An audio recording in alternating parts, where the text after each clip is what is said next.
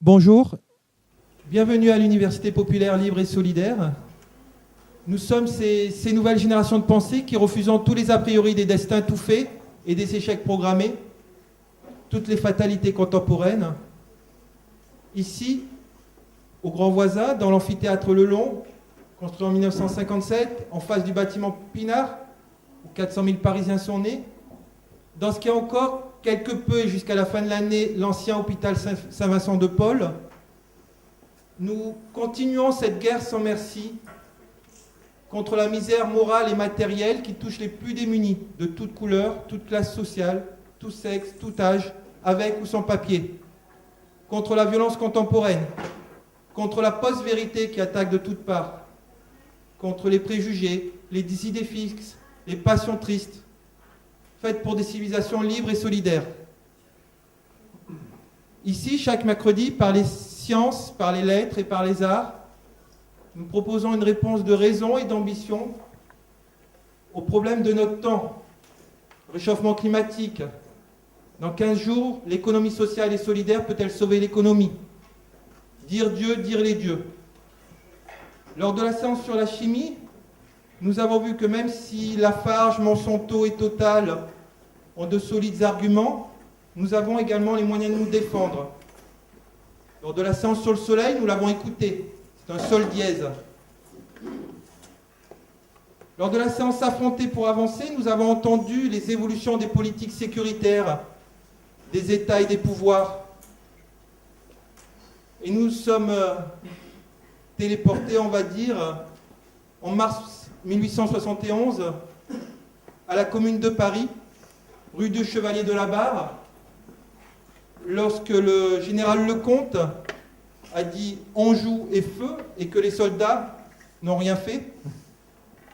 Lors de la séance sur l'émigration, nous avons affirmé que nous en avons assez de ce traitement misérabiliste des migrants, quand par exemple à Sanguette, en 2000, il y avait déjà 60% des migrants qui étaient bacheliers. Et nous sommes questionnés également de façon assez tragique sur est-ce que le droit d'asile fait encore partie de l'état de droit. La semaine dernière, sur les biodiversités, nous avons entendu que les espèces et les écosystèmes sont piétinés par l'anthropocène, c'est-à-dire ce terme qui désigne notre époque, où l'homme ordonne à la nature. Et donc aujourd'hui, nous partons dans les étoiles, vers les premières équations, à la recherche du chat de Schrödinger, mais également à la recherche du chat philosophe d'Alice au Pays des Merveilles. Est-ce que l'univers, est-ce que c'est le chaos ou l'harmonie qui gouverne dans l'univers? Qu'est-ce qu'il y a au fond d'un trou noir? Nietzsche nous répondrait qu'il est nécessaire d'avoir du chaos, un chaos au fond de soi pour voir émerger une étoile dansante. Mais il nous mettrait en garde aussi. Si tu regardes au fond des abysses, les abysses regardent en toi. Et il nous questionnerait, de quelle étoile sommes-nous tombés pour nous rencontrer? Donc oui, il est grand temps de rallumer les étoiles, et de façon plus prosaïque, est-ce que les lois qui régissent l'univers sont-elles soumises à notre système d'observation? Et est-ce qu'il est toujours d'actualité que toutes les lois de la nature fusionnent vers une seule équation pour faire un pont entre la relativité générale et la mécanique quantique? Donc aujourd'hui, avec Aurélien Barraud, astrophysicien du laboratoire de physique subatomique de Grenoble, et avec notre Maël Haïnim Chérif, descendant, dit-il, du prophète, et berger qui a fondé la Galerie des Arts Voisins, eh ben on va partir dans les étoiles tout en restant dans l'amphithéâtre Le Long. Voilà, Maël, je te passe la parole. Merci. Merci de nous recevoir. Moi, comme tu l'as décrit, je suis un fils des nuages qui est hébergé ici. Donc le jour dès ma naissance, mes parents cherchaient l'eau, la pluie dans le désert. Donc on scrutait tous les nuages. Et la nuit, le ciel est un super observatoire de toute la Voie lactée et du cosmos. Donc déjà tout petit, on avait comme ça des leçons liées à l'imaginaire des bédouins du désert par rapport au ciel, par rapport aux étoiles, aux planètes, à l'interaction des étoiles aussi filantes qui tombent dans le désert, des météorites. Il y avait tout un phénomène qui a et qui a toujours dans le désert ses propres scientifiques qui puisent des connaissances depuis le XIIIe siècle. Voilà. Et je me suis inspiré un petit vers poétique qui vient du cosmos vers la réalité. Mais où est-elle cette réalité dans ce cosmos encore plus réel? Dans cette prose de l'amour astrophysique ou astrospirituel. Attends ma visite à l'heure où la nuit devient obscure, car la nuit est le meilleur moyen pour garder le secret. Ce que je ressens pour toi, si la lune le ressentait, elle ne se montrerait pas.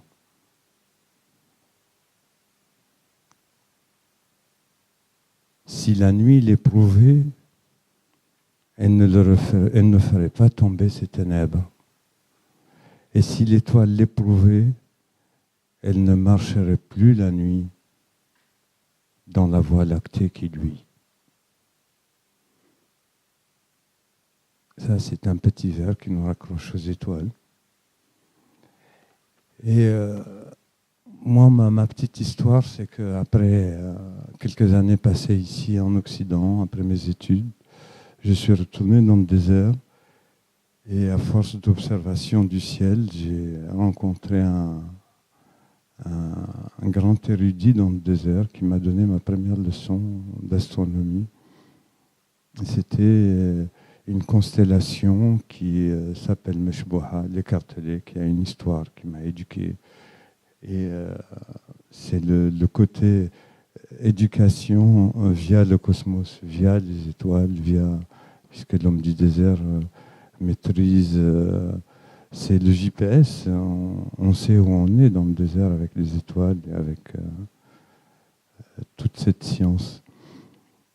Et en fait, il m'a raconté l'histoire d'un monsieur qui est venu attaquer un campement où il n'y avait que des femmes et des enfants, et avec une seule chamelle pour survivre, les guerriers étant en vadrouille.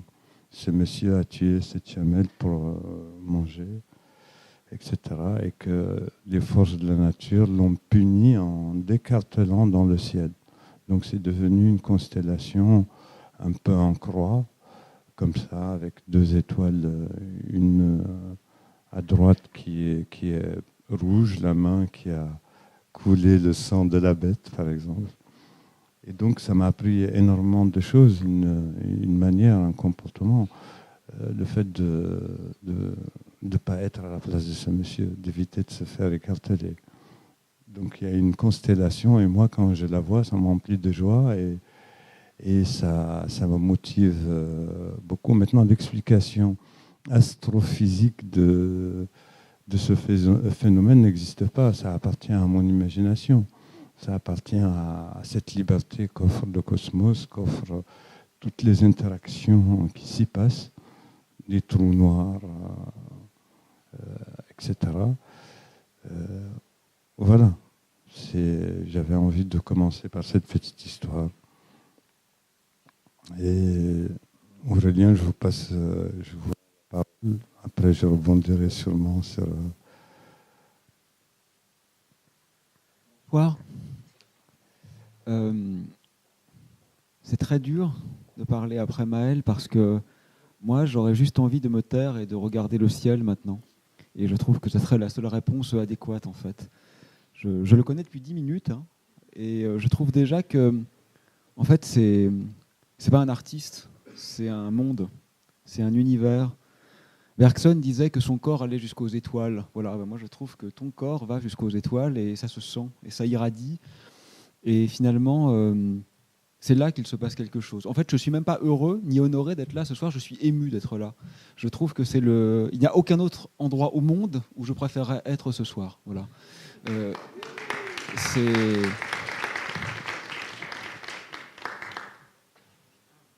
Alors, tu t'es présenté tout à l'heure quand on s'est rencontrés 5 minutes avant le début, un artiste engagé. Artiste engagé, dans mon imaginaire propre, ça m'a fait penser à Jean Genet, qui est un poète engagé, très engagé après pour la cause des Noirs américains en particulier, et des minorités en général d'ailleurs. Et dans son très beau livre, Notre-Dame des Fleurs, il écrivait « Divine est morte hier, dans une flaque, si rouge de son sang vomi qu'en expirant, elle eut l'ultime illusion que ce sang était l'équivalent visible du trou noir. Équivalent d'un violon aperçu dans un cabrac d'objets chez le juge, et l'appelant avec une insistance obsédante, comme un Jésus le chiancre doré ou lui, son Sacré-Cœur en flamme. » Et si je pense à cette phrase, non, c'est parce qu'il est question de musique, il est question de trou noir, et il est question de lumière, de flamme, d'origine. Et je crois que c'est un peu ça, finalement, notre cosmologie, notre rapport au cosmos, et l'histoire que je voudrais vous raconter maintenant, celle de notre perception scientifique de l'univers, j'aimerais vraiment qu'elle ne vienne pas corriger ou supplanter celle que Maël vient de présenter, parce que ce que je crois au plus profond, c'est qu'il y a différentes manières de faire des mondes, que ces manières sont consubstantielles, et ce qui est peut-être plus important encore, c'est qu'elles ne se réduisent pas les unes aux autres. Aucune ne devrait avoir, me semble-t-il, vocation hégémonique ou totalisante. Et finalement, surtout ici ce soir, je crois que si quelqu'un peut le comprendre, c'est bien l'Assemblée qui se trouve là, parce qu'on vient tous de lieux tellement différents, avec des a priori, des cultures, des croyances, des amours tellement divergents, et pourtant qui se retrouvent quand même dans une communion incarnée, qui est notre présence physique autour d'un univers qu'on contemple et auquel on a envie de donner un peu de sens. Alors je crois que le geste que nous essayons de faire avec l'astronomie, mais aussi finalement avec l'art et la littérature, évidemment, c'est avant tout un geste d'humilité, c'est-à-dire prendre conscience de notre propre cécité, de ce que l'essentiel de la lumière cosmique, nous ne pouvons pas la voir avec nos yeux, parce que l'univers est traversé de rayonnements qui ne nous sont pas directement accessibles. Donc pour comprendre un peu ce qu'est ce monde dans lequel nous baignons, vis-à-vis duquel d'ailleurs nous sommes à la fois absolument dérisoires et absolument immenses, parce qu'il n'y a pas d'échelle fondamentale, donc nous sommes à la fois la quasi-totalité et la quasi-nullité. Et je crois que donc dans ce monde, il faut apprendre à le voir avec des yeux différents, plus généraux, plus génériques, plus globaux que ceux dont l'évolution naturelle nous a dotés. Par exemple, on pouvait scruter l'univers ce soir avec des yeux sensibles aux ondes radio. On verrait un autre ciel. On verrait la structure filamentaire des galaxies qui nervurent l'univers à grande échelle. C'est réel, mais avec nos yeux, on ne le voit pas, parce que nos yeux ne sont pas sensibles à cette lumière-là. Si nous étions sensibles, par exemple, à la lumière dite micro-ondes, qu'est-ce qu'on verrait ? On verrait un cosmos éblouissant, on verrait un ciel extraordinairement lumineux, aussi lumineux que le Soleil dans toutes les directions. C'est ce qu'on appelle le rayonnement cosmologique fossile. C'est en quelque sorte l'écho du Big Bang. On ne le voit pas avec nos yeux, et pourtant c'est réel. En ce moment, là, dans cette pièce, nos corps sont traversés par ces rayonnements. Et le fait qu'on ne les voit pas n'ôte rien à leur légitimité d'être. À un peu plus haute énergie, si on voyait les infrarouges, on pourrait accéder par exemple au cœur de la galaxie, on pourrait voir ce qui se passe autour du trou noir central. Même que ce sont des rayonnements qui sont absorbés dans les ondes optiques et que donc nos yeux usuels, une fois de plus, ne peuvent pas voir. À plus haute énergie encore, si on avait des yeux sensibles aux ultraviolets, on pourrait en quelque sorte remonter encore plus loin dans le passé et on pourrait voir les premiers instants qui suivent le Big Bang, les premières secondes, ce qu'on appelle la nucléosynthèse. À plus haute énergie, si on avait des yeux sensibles aux rayons X, on verrait des objets catastrophiques, on verrait les plus hautes énergies de l'univers, on verrait des températures qui se chiffrent en millions de degrés. Et enfin, dans le domaine extrême, si nous avions des yeux sensibles à ce qu'on nomme les rayons gamma, alors c'est un tout autre cosmos qui s'ouvrirait à notre regard. On ne verrait pas le Soleil, on ne verrait pas la Lune, on ne verrait pas les étoiles, on ne verrait pas les planètes. On verrait à la place un pulsar qu'on appelle la nébuleuse du crabe. Et ce qui est beau, c'est que ce pulsar, on le voit à peine à l'œil nu. Et je crois que la petite morale de cette non pas leçon, mais histoire que je nous raconte, c'est que le monde, en fait, est constitué de mondes au pluriel. C'est que l'univers a différentes facettes, qu'elles ne se réduisent pas les unes aux autres et qu'il est impossible de déduire l'un des aspects de la simple connaissance de l'autre. Autrement dit, tout cela est beaucoup plus riche, divers, protéiforme, diapré, que nous n'aurions pu l'imaginer a priori. Et puis on peut aller au-delà, on peut utiliser les neutrinos, qui sont des petites particules un peu fantomatiques comme ça, un peu spectrales, qui révèlent le cœur des objets. Là encore, nos yeux ne les voient pas, mais ce sont des médiateurs de l'univers qui permettent d'accéder à des phénomènes insoupçonnés et de dessiner une nouvelle facette de ce même cosmos. Et puis, on pourrait aussi utiliser ce qu'on appelle les ondes gravitationnelles. On en a beaucoup parlé récemment parce que nous avons fait des progrès technologiques considérables. Ce sont en quelque sorte des petites vibrations de l'espace. Ça, c'est d'une beauté sidérante, presque intimidante en fait, parce que nous sommes dotés d'un nouveau sens. C'est un peu comme si, pour la première fois dans l'histoire de l'humanité, nous étions enfin capables de scruter l'univers avec des yeux de géomètre. Vous savez, c'est un peu ce que Platon voulait faire. Il écrivait à l'entrée de l'Académie que nul n'entre ici qui n'est géomètre. Eh bien, c'est ce qui se passe maintenant. On est enfin capable de voir la géométrie de l'univers. Et ça, c'est quelque chose qui est radicalement novateur et qui révèle des structures qui révélera des structures dont vraisemblablement nous n'avions absolument pas conscience. Encore mieux, dont nous n'avions pas même envisagé la possibilité. Et ça, je trouve que c'est ce qui est très beau dans la démarche scientifique, c'est que, et d'ailleurs dans la démarche artistique également, c'est que c'est d'une part une création. Nous jouissons d'une liberté presque démiurgique. Et en même temps, quelque chose s'impose à nous. C'est ce que tu disais tout à l'heure, il y a un rapport à l'altérité. C'est-à-dire que le monde n'est pas uniquement ce que nous avons décidé qu'il soit. Il y a quelque chose parfois qui dépasse nos désirs, nos fantasmes, nos attentes, nos projections. Et ça, l'émerveillement de la découverte.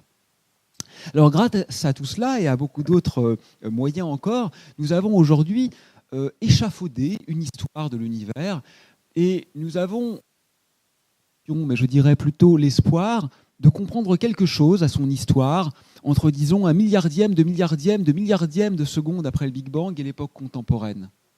Et ce modèle, qu'on a donc de façon générique, le modèle du Big Bang, celui d'un univers en explosion ou en expansion depuis l'instant primitif, il repose sur des piliers observables. D'abord, vous avez remarqué, n'est-ce pas, et on le verra tout à l'heure en sortant, le ciel nocturne est noir. Et le simple fait que le ciel soit noir, c'est déjà quelque chose qui nous montre que l'univers ne peut pas être infini, éternel et statique. Parce que si l'univers était partout le même, le ciel nocturne devrait être extraordinairement brillant. Donc c'est très beau parce qu'on n'a même pas besoin de faire des calculs compliqués. La simple magie inhérente à l'obscurité du ciel nous dit déjà quelque chose de la forme ou de la possibilité de son origine et pointe déjà quelque part en direction du Big Bang. Mais il y a d'autres observables. Par exemple, on voit que toutes les galaxies de l'univers s'éloignent les unes des autres, au moins à grande échelle. Et ça, qu'est-ce que ça veut dire en fait ? Eh bien, ça veut dire précisément que nous vivons dans un monde en explosion, en accord avec l'image naïve, pourrait-on dire, du Big Bang. Mais il y a autre chose, on voit que les âges concordent. On se dit, si je passe le film à l'envers, combien de temps me sépare du Big Bang ? Je veux dire environ 10 milliards d'années. Et les âges des objets qui se trouvent dans l'univers ont précisément tous moins de 10 milliards d'années. Vous voyez, ça commence à converger. Tout cela plaide dans le même sens. Et puis, je vois que l'univers est encore en train d'évoluer, que les galaxies évoluent. Et ça aussi, ça me laisse penser que peut-être je ne suis pas très loin de l'instant originel. Parce que si l'univers avait disposé d'un temps infini pour évoluer, sans doute je serais déjà à l'équilibre. Et puis, je vois aussi ce qu'on appelle la synthèse des noyaux, parce que près du Big Bang, exactement peu après le Big Bang, il faisait très chaud, n'est-ce pas, comme dans les étoiles. Et vous savez que les étoiles créent les noyaux. Nous sommes nous-mêmes des poussières d'étoiles, des résidus d'étoiles. Et donc le Big Bang a dû créer également ces noyaux. Et ces quelques noyaux formés juste après le Big Bang, ce qu'on appelle la nucléosynthèse primordiale, on les observe en effet dans l'univers. Aussi vient corroborer l'idée. Et puis enfin, le rayonnement cosmologique fossile que j'évoquais il y a quelques minutes et qui constitue en quelque sorte la première lumière de l'univers vient parachever l'ensemble de l'édifice. Donc aujourd'hui, nous jouissons comme ça d'une sorte de puzzle qui, quelle que soit la manière dont on l'appréhende, vient renforcer cette idée du Big Bang. Est-elle pour autant prouvée? En est-on pour autant certain? Évidemment non. Aucune théorie n'est jamais prouvée en sciences de la nature. Ce qui fait la spécificité de ce rapport au réel, c'est justement d'intégrer sa fragilité. Être un scientifique, et je vais le dire à chaque fois, je crois, mais aussi être un artiste ou un poète, c'est précisément avoir conscience de la limite. C'est précisément, me semble-t-il, faire la faille qui est consubstantielle à ce désir de connaissance qui, dans une certaine mesure, nous dépasse nécessairement. Vous savez, Platon lui-même, qui ne prêchait pas par excès de modestie, écrivait dans son grand texte cosmologique, qu'on appelle le Timée, que toute connaissance liée à l'univers ne peut être que vraisemblable. Autrement dit, ici, nous savons, sans coup faire rire, qu'il nous faut rester humbles et modestes. Mais en contrepoint de ces observations, on a quand même quelque chose de très beau, c'est la théorie. Et la théorie, c'est ce qu'on appelle la relativité d'Einstein. Cette théorie, elle nous apprend d'abord, avec la relativité restreinte, que quelque part, on peut voyager dans le futur. Que si, par exemple, je me mettais à courir très vite, mais vraiment très vite, près de 300 000 km par seconde, eh bien, mon temps ne s'écoulerait plus à la même vitesse que le vôtre. Pendant que s'écoulerait, par exemple, 1 minute pour moi, il pourrait s'écouler 10 ans ou 100 ans pour vous. Donc ceux d'entre vous qui sont plus jeunes que moi deviendraient plus vieux que moi. Je pourrais, par exemple, devenir plus vieux que mes propres parents, si mes parents étaient eux-mêmes en mouvement et que je restais statique. Donc on apprend avec la relativité que toute notre conception figée comme ça du temps, le philosophe Kant disait que c'était une forme a priori de la connaissance, le temps, comme l'espace. Il fallait se les donner, et que seulement quand ils étaient donnés, on pouvait penser. Eh bien, aujourd'hui, on découvre que peut-être c'est un peu plus subtil que ça. Non pas que Kant avait tort, ça ne veut rien dire, c'est toujours un système philosophique de dire qu'il a tort, mais simplement peut-être dépassé dans une vision a posteriori, c'est-à-dire que le temps et l'espace sont des choses sur lesquelles on peut parler. Et ensuite, la relativité est devenue générale. Et ce que nous montre la relativité générale, moi je trouve que c'est un cosmos qui est fascinant, parce que l'espace devient en quelque sorte mobile. Un peu comme si nous étions en train de vivre dans une trame qui était susceptible de se distordre ou de se distendre eu égard à la présence des corps. Ma main ici va légèrement courber l'espace autour d'elle. Mais ça, philosophiquement, c'est très beau parce que ce n'est pas seulement un résultat technique, si vous voulez. Ce n'est pas simplement quelque chose qui permet de faire des calculs. C'est vraiment une révolution philosophique parce que ça veut dire que plus rien n'est figé dans l'univers. Ça veut dire que nous-mêmes, nous sommes des objets en mouvement qui se déplacent sur un objet en mouvement lui-même, qui est l'espace-temps. L'espace-temps devient un champ, pour le dire en termes un peu scientifiques, un champ susceptible d'évolution. Et l'expansion de l'univers que j'évoquais il y a quelques secondes, ce qu'on comprend maintenant, c'est que ce n'est pas un mouvement des galaxies dans l'espace, c'est le mouvement de l'espace lui-même. En fait, l'espace est en train de bouger. Et la dilatation de l'espace est la véritable cause de l'expansion de l'univers qui se traduit par l'éloignement des objets. Et vous voyez, en étant provocateur, on pourrait dire que les galaxies s'éloignent sans bouger. Les galaxies sont prisonnières de l'espace et l'espace se dilatant, les galaxies sont contraintes de s'éloigner. Ce n'est pas simplement un résultat scientifique. Je crois que c'est aussi une déconstruction philosophique de la nature profonde, finalement, de la structure ultime ou intime du réel. Mais c'est de la science. Donc, c'est imparfait. Donc, il y a des problèmes, il y a des questions, il y a des a priori, c'est-à-dire des choses qui s'arrêtent. Et ça, je crois que c'est absolument indispensable de le présenter.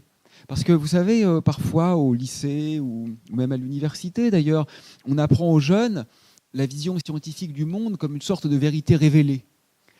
En réalité, c'est le contraire de ça. C'est une histoire titubante, pleine de points de rebroussement, pleine d'options, et puis de temps en temps, comme ça, jalonnée ou constellée de petites épiphanies d'émerveillement. Mais aujourd'hui encore, il y a des problèmes. Ça ne signifie pas que la science ne fonctionne pas, ça signifie au contraire qu'elle fonctionne bien, puisqu'elle intègre ces problèmes, elle ne les cache pas, elle n'en a pas honte, et elle y fait face. Et nos problèmes sont immenses. Je cite juste quelques problèmes fondamentaux de la cosmologie. D'abord, notre existence. Nous ne devrions pas exister. Si on fait le calcul naïf, nous devrions former presque autant de matière que d'antimatière. La matière et l'antimatière auraient dû s'annihiler, c'est-à-dire en quelque sorte disparaître juste après le Big Bang. Donc notre simple existence est déjà une preuve, en quelque sorte, que nous ne comprenons pas bien ce qui se passe. Mais il y a pire. Je pense à ce qu'on appelle les fameux trous noirs. Vous savez, les trous noirs, ce sont des sortes de zones de l'espace qui se découplent un peu du reste du monde. C'est-à-dire qu'il est possible d'y entrer, mais il est impossible de s'en extraire. Ils sont en quelque sorte des voyages à sens unique. Les trous noirs sont réels, on le sait maintenant de façon quasiment certaine. Les ondes gravitationnelles qu'on a récemment détectées ont directement mis en évidence l'existence de trous noirs. Ils font partie du bestiaire de l'astronome. Mais les trous noirs sont mystérieux. Parce que, par exemple, on ne comprend pas ce que devient l'information qui tombe dedans. On a l'impression que les trous noirs sont amnésiques, qu'ils perdent la mémoire de ce qui les a formés. Et ça contredit des théorèmes très généraux de la physique. Et on ne sait pas aujourd'hui quelle est la réponse à ce paradoxe. Là, des trous noirs, on peut penser à ce qu'on appelle la matière noire. La matière noire, c'est quelque part insupportable. C'est presque un motif d'insomnie pour tout scientifique qui se respecte. Parce que ce que nous apprend l'étude de la matière noire, c'est que l'immense majorité de la masse de l'univers est non seulement invisible, mais également inconnue. Les étoiles, c'est-à-dire pratiquement tout ce qu'on voit dans le cosmos, ne représentent qu'à peu près 0,5% de la masse totale de l'univers. C'est dérisoire, c'est rien du tout. L'essentiel de ce qui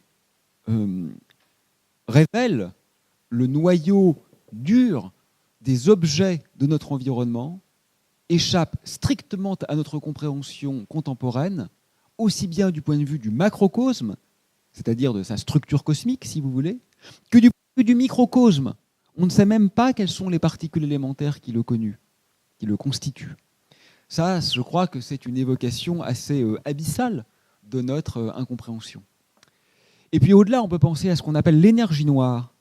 L'énergie noire, c'est le nom qu'on donne à ce mystérieux phénomène observé depuis environ 15 ans, à savoir que l'univers est aujourd'hui en train de grandir. Ça, c'est normal. C'est ce que nous apprend la théorie d'Einstein. Mais qu'il est en train de grandir de plus en plus vite. Et ça, c'est pas normal, parce que l'univers devrait décélérer. Pourquoi ? Parce que la gravité est attractive, elle freine en quelque sorte.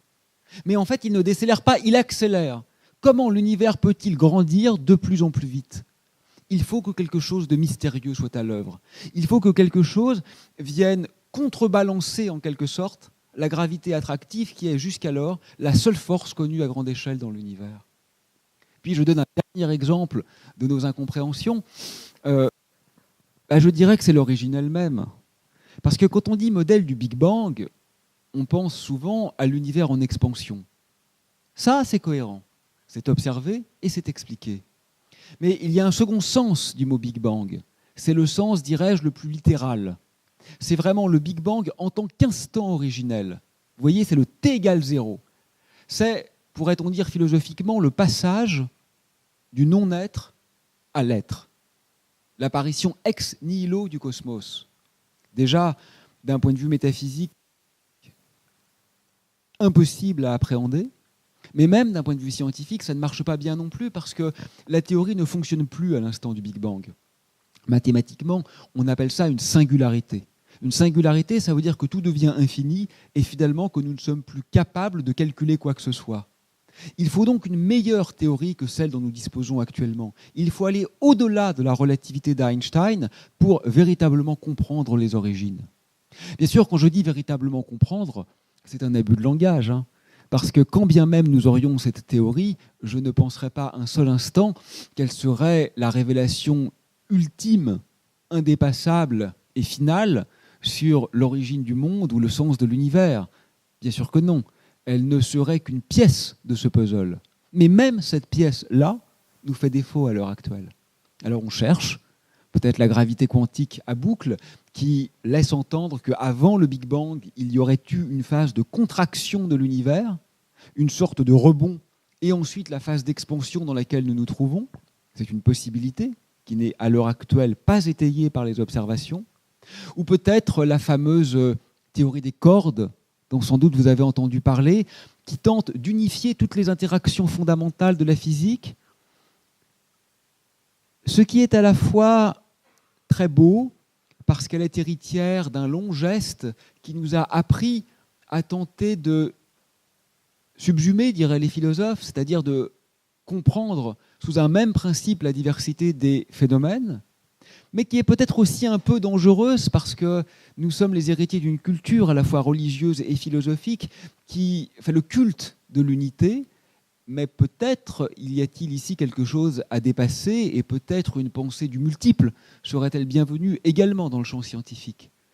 Toujours est-il que la théorie des cordes nous invite à revoir la structure du cosmos, peut-être même à envisager ce qu'on appelle multivers.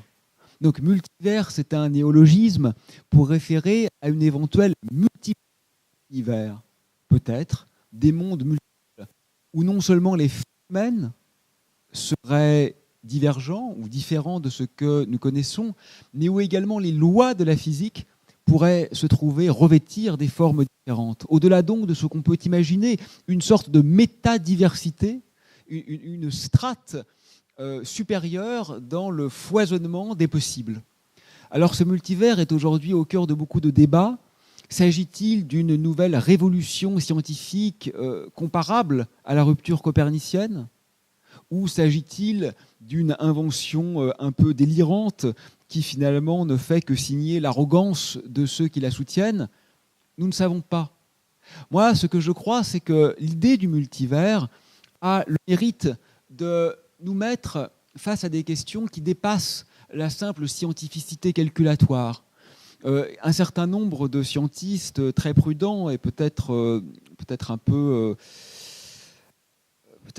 renfermés ou étriqués dans leur vision du monde, ont très peur de ces idées, parce que, dans une certaine mesure, elles dépassent ce que fut la science orthodoxe de ces quelques dernières décennies.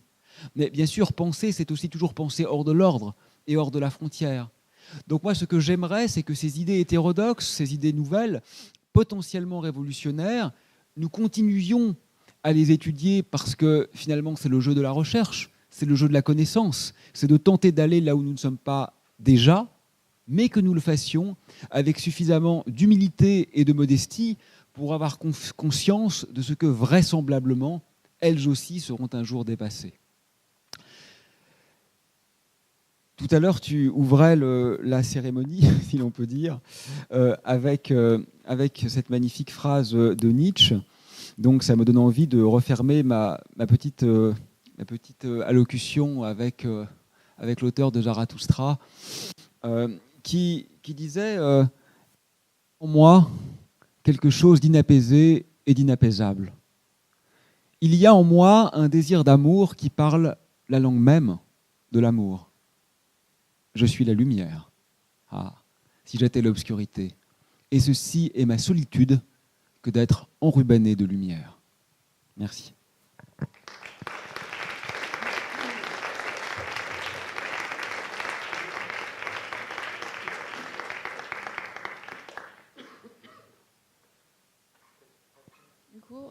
Vous avez des questions, une réaction ?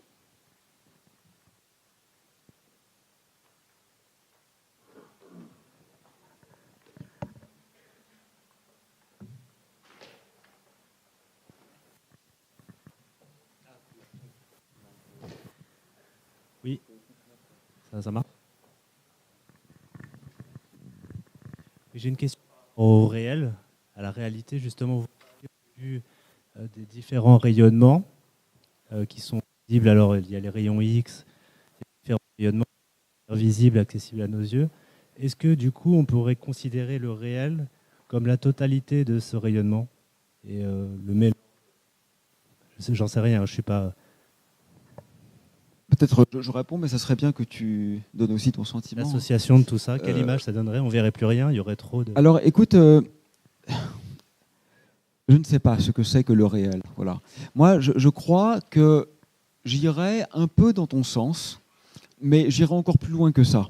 C'est-à-dire que, si j'ai bien compris ce que tu proposes, c'est un peu, tu sais, Husserl, comme ça, en phénoménologie, le philosophe, il faisait un peu ça, il appelait la réduction eidétique. On regarde une chose de plein de manières différentes, et puis ce qu'il y a de commun entre toutes ces facettes, c'est peut-être ça la vraie ontologie, c'est-à-dire l'être en tant qu'être de la chose.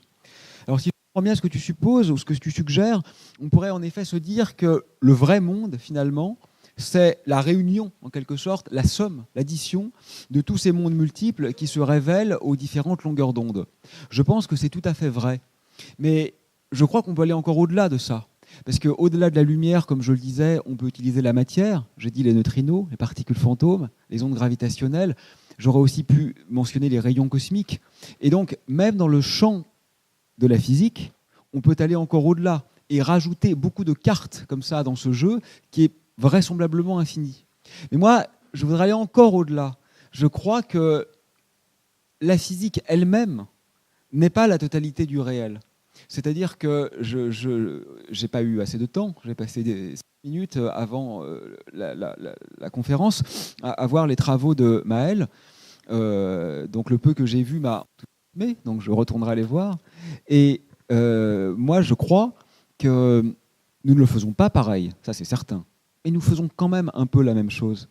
Et je pense qu'il y a, je ne vais pas dire une vérité, parce que vérité, pour moi, c'est un mot qui est un peu trop connoté dans sa normativité. Mais il y a une sorte de dévoilement, qui est d'ailleurs le sens originel du mot vérité, mais du réel qui s'opère tout autant dans un geste de nature artistique que dans un geste de nature scientifique. Donc le réel au singulier, à mon sens, ça serait la réunion d'une infinité de manières différentes de le voir. Et ça, j'ai bon espoir, parce que finalement, je trouve ça réjouissant que nous n'en ayons appréhendé qu'une partie infime. Moi, je dirais même plus que le réel, ou plutôt l'éclat qui est en fait, dans l'intimité intrinsèque de chaque être humain, ce pouvoir énorme, immense, infini, de se regarder dans tous ces mondes qu'il y a en nous déjà. Déjà, si la personne commence par elle-même, ce serait toute une vie. Et peut-être qu'il aura une deuxième vie pour se regarder encore plus. C'est le réel.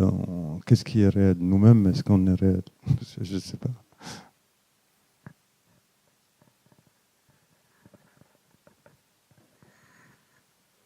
Oui, bonsoir, merci.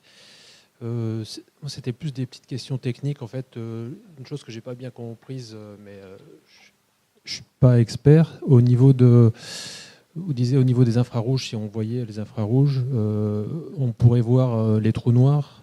Et comment ça peut être possible alors que la lumière elle-même est absorbée? Pourquoi les infrarouges ne sont pas absorbés? Alors, je pense que les deux n'ont pas de masse.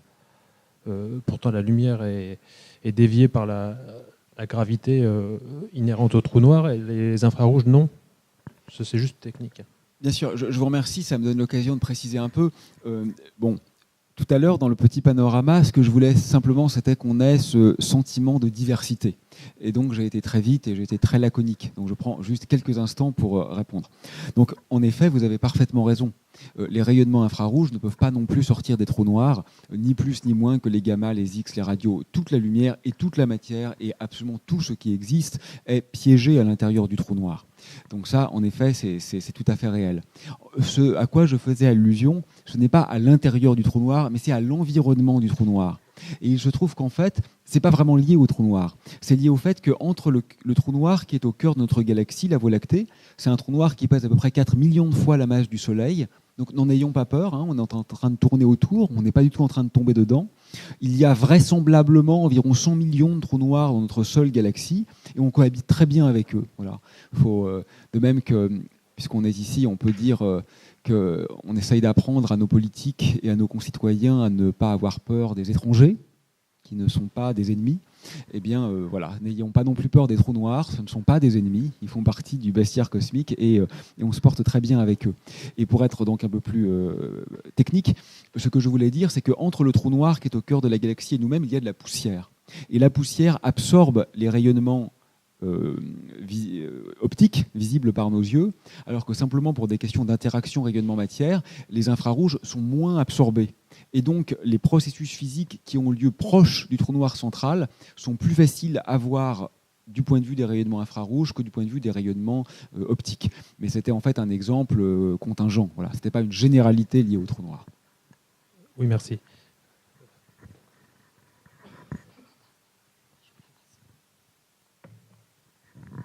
Bonsoir. Je ne comprends pas grand-chose de ce que vous racontez, mais je me demandais quand même, est-ce que ce qu'on dit biologique a un rapport avec tous ces rayonnements, cette lumière, et notamment la conscience humaine? Est-ce que ça aussi c'est créé par les étoiles, les poussières, etc. Ça serait bien qu'on parle tous les deux. Peut-être je commence. La conscience humaine, hein, c'était ça que vous avez dit à la fin. Vous savez, moi je voudrais là aussi être très modeste. On a du mal en physique à décrire l'interaction de trois corps de façon tout à fait cohérente. Notre cerveau est formé de milliards de neurones. C'est des choses incroyablement complexes. Je peux vous dire ce que je crois. Bien sûr, la biologie est un état complexe de la matière. Je ne pense pas qu'il échappe aux lois de la physique. Simplement, le niveau de complexité est tel que quelque chose émerge qui vraisemblablement dépasse, non pas dépasse en un sens mystique ou un sens magique, mais atteint un niveau de complexité tel que la description physique élémentaire peut être plus adaptée, non pas parce qu'elle est intrinsèquement fausse, mais parce qu'elle n'est pas pratique, elle n'est pas signifiante pour sonder les détails des évolutions. Peut-être on va reprendre, je vais reprendre l'autre micro, je pense qu'il coupe un peu celui-là.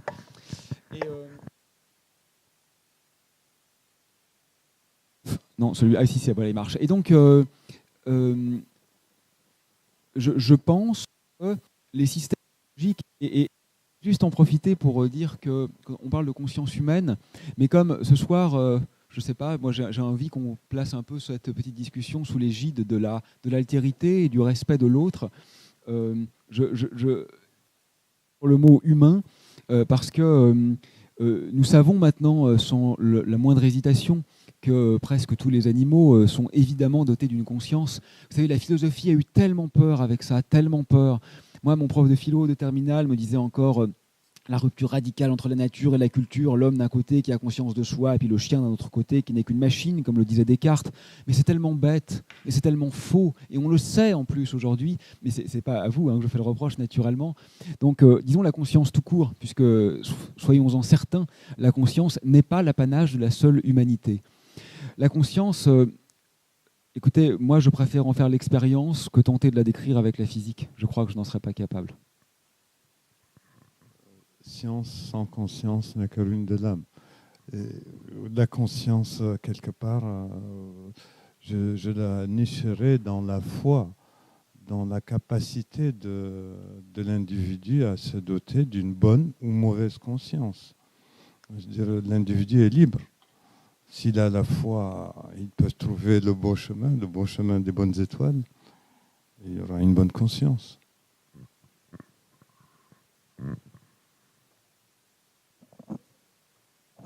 Bonjour.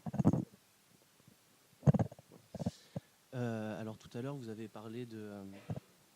parlé du problème de réfléchir le Big Bang parce qu'il y aurait eu cette singularité où on arriverait d'un temps 0 à un temps 1, je dirais. Et alors à ce moment-là, même si on parle d'un univers en expansion, qui s'expand, qui régresse et qui fait ça de manière un peu infinie, on en arrive aussi à cette idée qu'il y a un temps 0 à ce moment-là. Donc où s'arrête la réflexion scientifique à ce niveau-là, et est-ce que la pensée poétique serait le seul moyen de définir ça, du coup ? Non, je ne pense pas. Je suis, comme tu l'as senti, hautement convaincu de la légitimité de la pensée poétique. Mais je n'aime pas l'idée qu'il y aurait des zones du réel qui ne seraient accessibles que à la poésie, ou que à la physique, ou que à la mystique. Je ne pense pas ça, je me trompe peut-être, hein, mais je pense que finalement presque tous les systèmes cognitifs peuvent apporter quelque chose à presque tous les aspects du réel. Enfin, en tout cas, c'est le pari que j'aime faire. Pour être un tout petit peu plus précis sur ta question, le problème, c'est pas tellement de passer de t égale 0 à t égale 1. Le problème que nous avons dans le modèle du Big Bang, c'est qu'à t égale 0, les grandeurs physiques, comme la température, la densité d'énergie, la courbure, deviennent infiniment grandes. Et donc ça, ce que ça veut dire techniquement, c'est que la théorie ne fonctionne plus, elle s'effondre, elle cesse d'être prédictive. Donc le problème, c'est pas tellement qu'on arrive à t égale 0, c'est qu'à l'instant t égale 0, on a des divergences. Or, dans le modèle de rebond que j'ai présenté tout à l'heure, tu as raison, il y a toujours un t égale 0. Sauf qu'on arrive à t égale 0 avec des valeurs, des fonctions mathématiques qui ne sont plus infinies. Elles sont très grandes, mais pas infinies. Si tu veux, la taille de l'univers, au lieu de devenir nulle, elle devient simplement très petite et elle grandit. Et donc là, en effet, du point de vue mathématique, ça résout les choses. Parce qu'il n'y a plus de divergence, la fonction redevient régulière. Et je voudrais juste faire une toute petite parenthèse amusante sur l'habitude. Quand les gens ont inventé le modèle du Big Bang au XXe siècle, ça paraissait très bizarre à tout le monde. On se disait, mais comment se pourrait-il que l'univers ait un début? C'est impensable, c'est tellement bizarre. Et puis, on s'est habitué à ça.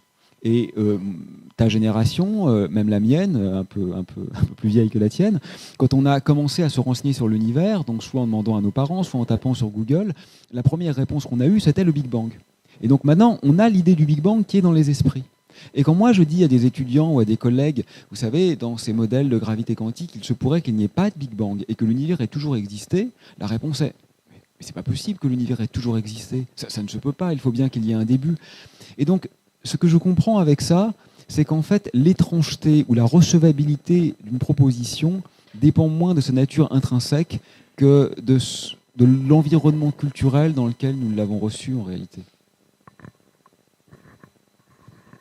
Je ne sais pas, brièvement, pour moi, il n'y a pas de début, il n'y a pas de fin. Il faut se situer dans l'équilibre de sa propre démarche gravitationnelle.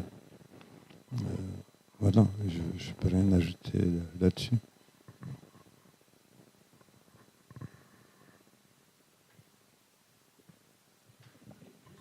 Par exemple, par rapport à ce que tu viens de dire, moi j'aime l'idée que ce que tu viens de dire n'est pas en contradiction avec ce que j'ai dit. Parce que y a quand même un dictat, je trouve, de notre temps. Ça n'a pas toujours été le cas, hein. Mais j'aime la science, hein, vous l'avez tous compris, c'est mon métier. Mais pour autant, ça m'agace de voir l'hégémonie qu'on donne à la pensée scientifique. Par exemple, il y a des philosophes qui utilisent des mots en un sens qui n'est pas scientifique. Et on le leur reproche. On leur dit « Ah, mais vous n'utilisez pas... » Par exemple, le mot « singularité », il existe en maths. Et quand Gilles Deleuze parle de singularité, on lui reproche en disant « Ah non, mais ce n'est pas le sens précis. » Mais c'est quand même un comble. Le mot singularité, il existait avant d'avoir été utilisé en mathématiques. On a tout de même le droit de l'utiliser en un sens non mathématique. Et je crois que quand tu parles du début et de la fin, tu en parles d'une manière qui est ni plus ni moins légitime que la mienne et qui n'est pas la même.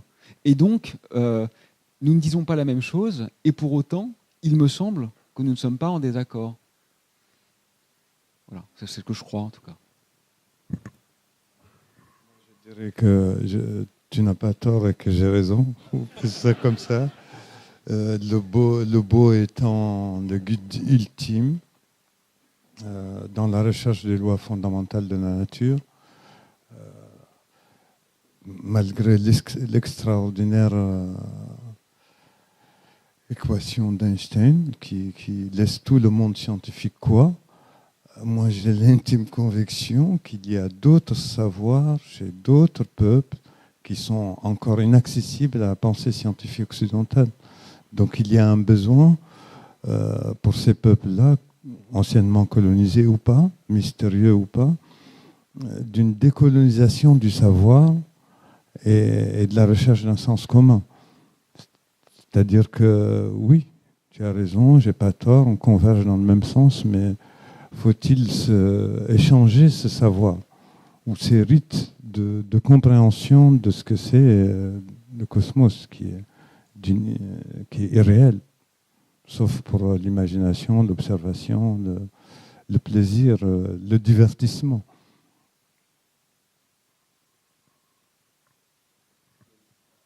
On va redonner la parole à la salle, on ne va pas truster la parole, mais je trouve ça vraiment important ce que tu viens de dire. C'est-à-dire que la décolonisation, elle n'est pas seulement politique, quoi. Elle est aussi intellectuelle et culturelle. C'est très important. Ouais.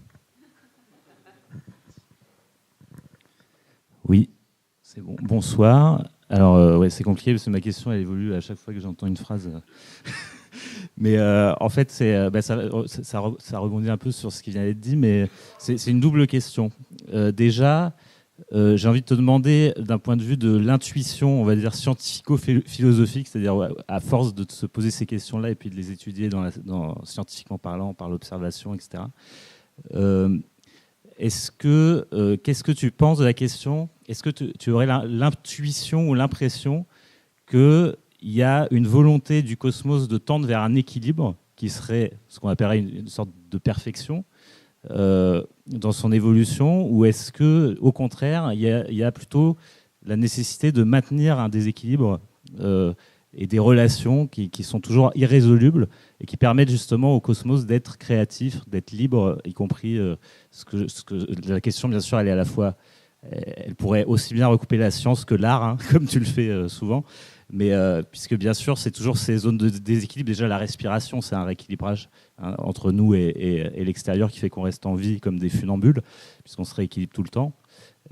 Pareil pour la marche, qui est une sorte de déséquilibrage, rééquilibrage. Enfin, tout ce qui est vivant, etc. On a l'impression que ça tient plus sur le déséquilibre que sur l'équilibre. Et en même temps, c'est entre les deux. Donc, à l'échelle du cosmos, est-ce que cette question-là, elle te semble... Il y a une sorte de... Comme s'il y avait quelque chose où tout est fait dans le cosmos pour garder ce côté imprévisible, libre. Et donc, je rebondis sur ma deuxième question. Il y a l'apparition de la relativité générale qui arrivait en même temps. On peut dire que le jazz, en tout cas dans la civilisation occidentale, qui était un peu bloqué sur des pensées figées, des esthétiques qui commencent à être figées. Donc, heureusement, il y a eu le jazz, il y a eu l'inconscient, il y a eu l'art abstrait, etc. Et qui ont complètement changé le regard sur le monde. Et enfin, c'est aussi parce que le monde changeait et son observation. Et est-ce que c'était une première révolution et qu'il y en aurait une deuxième aujourd'hui qui rejoint celle dont tu parles pour moi avec les univers multiples, qui est de renoncer à l'idée d'universalité?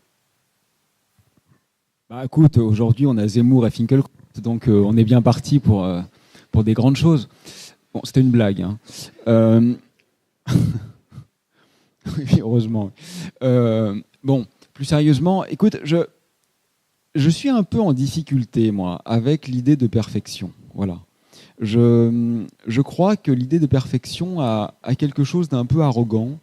Tu sais, il y a un très beau petit livre écrit par von Uexküll au début du XXe siècle qui s'appelle « Monde humain et mondes animaux », où il étudie le monde de la tique. Et j'adore ce livre parce que, en plus, une tique, c'est pas l'animal le plus sympathique dans l'imaginaire collectif. Et donc, il prend un insecte un peu répugnant et il montre que, évidemment, du point de vue propre de cet insecte, son univers est magnifique et finalement qu'il est parfaitement adapté et finalement qu'il est idéal et remarquable et quelque part qu'il est parfait. Et il dit qu'il y a quelque chose, je crois qu'il utilise cette expression de petit bourgeois, à s'imaginer que nous sommes détenteurs d'une perfection et que soit les autres sociétés humaines, soit les sociétés animales ne peuvent bien sûr que tendre vers notre propre perfection.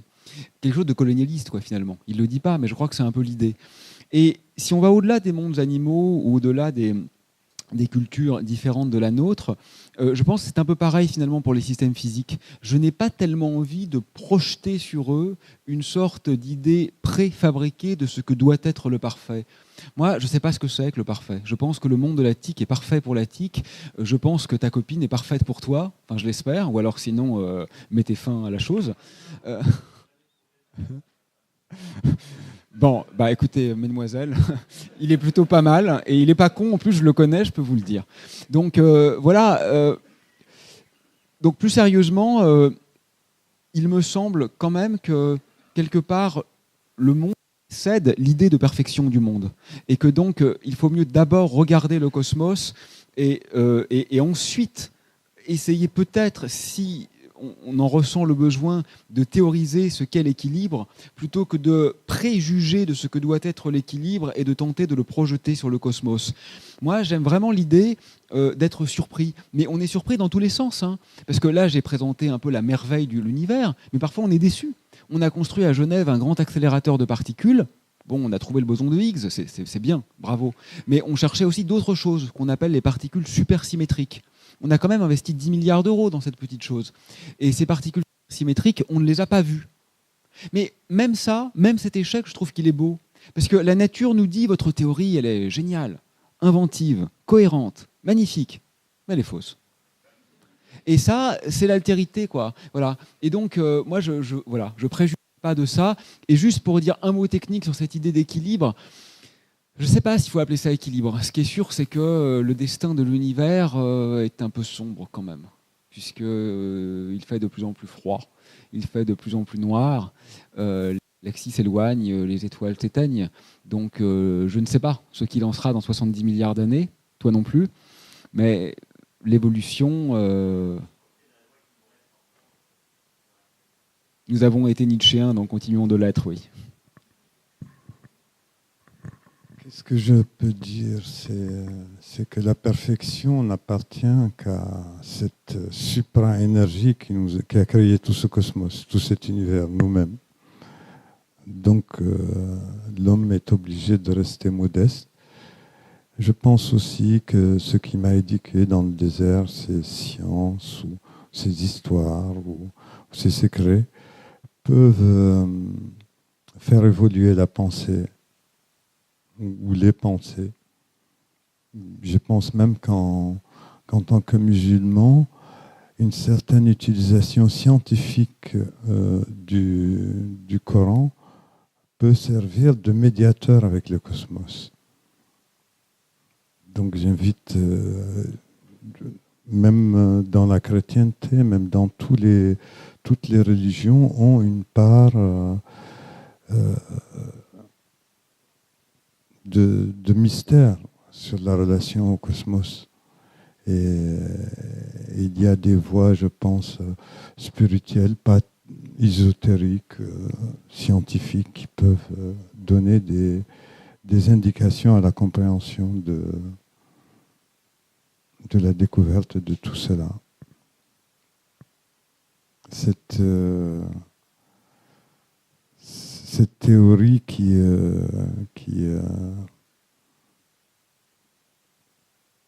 du tout ou du un. La ilaha illallah est une théorie, il n'y a que de Dieu que Dieu.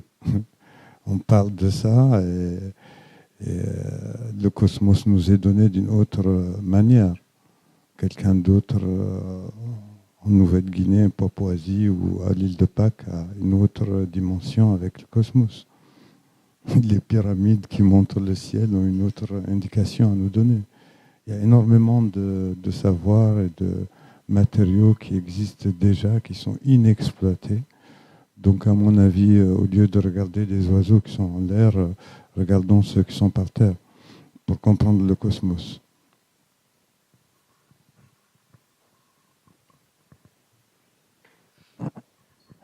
Le temps que le micro arrive, je peux vous raconter... Ah, pardon. Je peux prendre quand même 30 secondes ? Je voudrais juste vous raconter ça parce que ça m'est arrivé il n'y a pas longtemps et j'ai été très ému par ça. J'ai une amie qui était allée dans un pays d'Afrique dont je ne me souviens plus le nom, qui était une ancienne colonie française. Et elle a parlé avec un autochtone qui n'avait jamais voyagé, qui n'avait jamais étudié, qui ne savait pas du tout où était la France. Donc elle lui a expliqué que c'était un pays qui était au nord, etc. Il était très gêné parce qu'il n'avait jamais vu apparemment une jeune femme qui en plus était blonde, blanche, etc. Donc la discussion était un peu émouvante finalement, parce que là aussi c'était une altérité radicale. Et il n'osait pas trop parler, bien qu'il parlait français. Et mon ami m'a dit que la première chose qu'il lui a demandé, la première question qu'il a osé lui poser pour initier la conversation, c'était « Et toi, ton pays, il a été décolonisé quand ?» Et je trouve ça très émouvant, en fait. Moi, je pense que j'aurais pleuré si on m'avait demandé ça. Bonsoir. Je rebondis juste sur, sur ce que tu dis, parce que je suis revenue de Dakar hier. Donc moi, j'étais dans le Sile Saloum, et évidemment, j'ai vu des villages où ils n'avaient pas vu une toubab, ni blonde, ni aux yeux bleus, ni à la peau blanche. Bon, et c'est sûr que cette question-là, on ne me l'aurait jamais posée, parce que décolonisation, on ne sait pas ce que ça veut dire. Ça, c'est juste une anecdote. Donc moi, j'avais 2 observations, donc pour l'un ou l'autre, comme vous voulez. Je reviens sur ce que tu as dit au début, donner du sens. Donner du sens, évidemment, moi je pense à Kant, puisque la croyance rationnelle est une condition de sens. Et pour un scientifique, qu'est-ce que le sens scientifique ? Et ensuite, juste, je revenais par rapport à l'altérité. Je pensais à Lévinas, puisque pour Lévinas, finalement, Dieu n'est pas très loin parce qu'il est dans le visage de l'autre. Donc, si vous aviez une petite observation là-dessus. Merci beaucoup. Mon ami, le philosophe Jean-Luc Nancy, disait « Il n'y a pas de sens du sens, et ceci est adorable ». Moi, je crois que le sens, c'est comme la perfection, il vient après. Parce que si on parle de sens, on a déjà tout ordonné, on a déjà préjugé de là où on voulait aller. Et je pense que ce qui est rassurant, c'est justement de se laisser un peu porter par un courant dont on ne peut pas toujours connaître ce que seront les tourbillons. La mécanique quantique, dont je n'ai pas du tout parlé ce soir, mais qui est l'autre grande théorie du XXe siècle, avec la relativité. Peut-être pour ceux qui ne savent pas, je dis juste en 3 phrases. La physique quantique, elle décrit l'infiniment petit. Elle nous montre que les objets sont capables d'ubiquité. Ils peuvent se trouver simultanément en plusieurs lieux. Elle nous montre qu'il nous faut renoncer au déterminisme de la physique classique au profit d'une vision aléatoire, stochastique. Et puis, elle nous montre qu'à petite échelle, tout devient discontinu, un peu comme si le travail d'ourdissage du réel se révélait. Et cette physique quantique, elle a un siècle, en gros, inventée par Schrödinger, Dirac, De Broglie, Bohr. Et on ne la comprend toujours pas. Finalement, on ne la comprend toujours pas. Les plus grands spécialistes de physique quantique disent que ceux qui pensent la comprendre sont ceux qui n'y ont vraiment rien compris, en réalité. Et donc, on sait s'en servir. Mais je crois que le sens, c'est pas seulement quelque chose qu'on découvre, c'est aussi quelque chose qu'on décrète. C'est-à-dire qu'il y a un moment où on fait face à un système qui s'avère être soit tellement efficace, soit, comme tu le disais, tellement beau, parce qu'il ne faut jamais oublier ce critère. Atiyah, médaille Fields, c'est la plus haute distinction en mathématiques, disait en mathématiques, il faut suivre la vérité et la beauté. Mais en cas de doute, choisir la beauté. Voilà. Et donc, il ne faut pas l'oublier, ce critère. Il est là, et je crois que le sens, finalement, quand nous n'avons plus d'autre choix, nous le trouvons. C'est ce qui s'est passé avec le Big Bang. C'était insensé, et puis on s'est habitué, et puis on a construit autour de ça, et puis la mythique est venue se greffer, finalement, sur le modèle, et donc le sens est apparu. Et moi, j'aime assez cette idée d'un sens a posteriori et non pas a priori. Alors, j'ai rien à dire sur la deuxième intervention parce que c'était une remarque. C'est vrai que c'est beau l'effraction de la visagéité de l'autre chez Lévinas. Et puis c'est bien parce que moi, je ne suis pas croyant, mais je suis d'un environnement culturel chrétien. Mon voisin est d'un environnement culturel musulman. Il est croyant, je crois. Et puis Lévinas, ça sera donc l'environnement culturel juif. Donc, je suis content qu'on l'évoque ce soir. Moi, je pense que cette philosophie, elle est merveilleuse parce qu'elle est extraordinairement poétique. Mais ce qui me gêne un peu quand même, c'est que c'est toujours le visage humain et c'est même souvent le visage masculin. Donc, je ne sais pas jusqu'où... peut-être Lévinas a jeté la première pierre, enfin posé plutôt, parce que jeter, c'est un peu connoté différemment. Mais voilà, il faut encore faire le pont maintenant.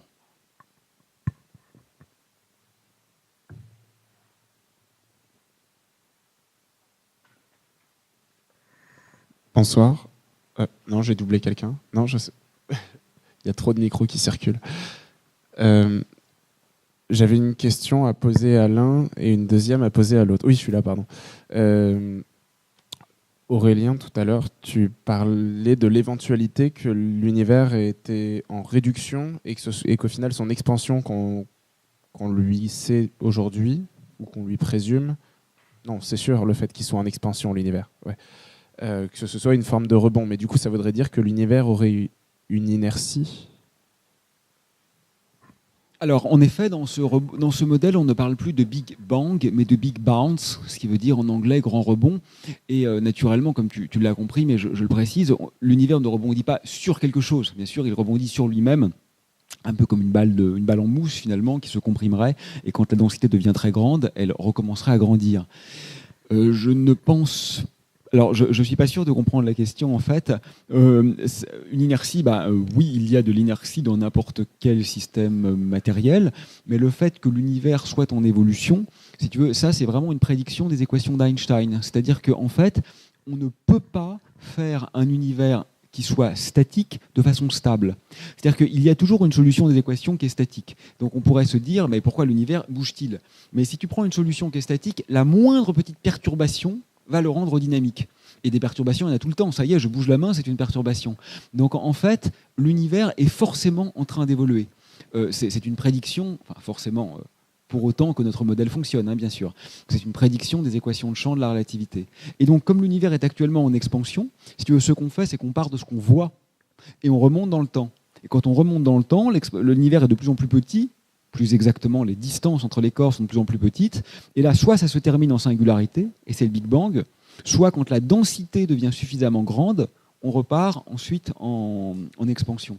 Mais ce qui va déclencher le rebond, c'est la densité. D'accord.